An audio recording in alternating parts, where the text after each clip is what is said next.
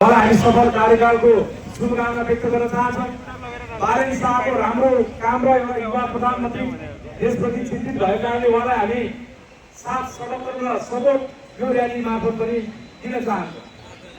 र भागेको राष्ट्रपति सिस्टम शासकीय स्वरूप परिवर्तन गर्नुपर्छ भन्ने यो दबावको सुरुवात हो।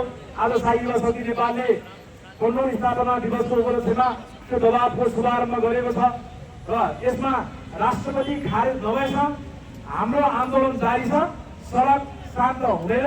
त्यसकारणले चाहिँ बारेन शाहलाई हामी भन्न चाहन्छौँ, संवैधानिक बाटोबाट राष्ट्र संस्था फर्काउनुहुन्छ भने संविधान संशोधन गर्नुहोस्, राष्ट्रपति खारेज गर्नुहोस्, श्रीमान ज्ञानेन्द्र सरकारको तेस्रो पटक गतिरोधको मिति तय गर्नुहोस्।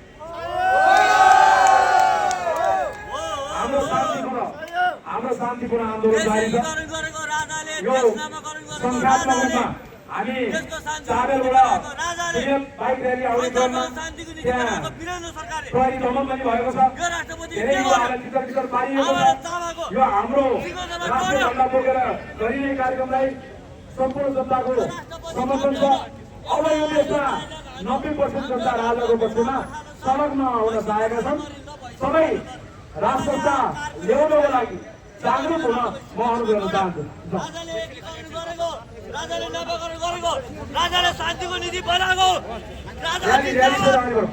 कसैलाई कुनै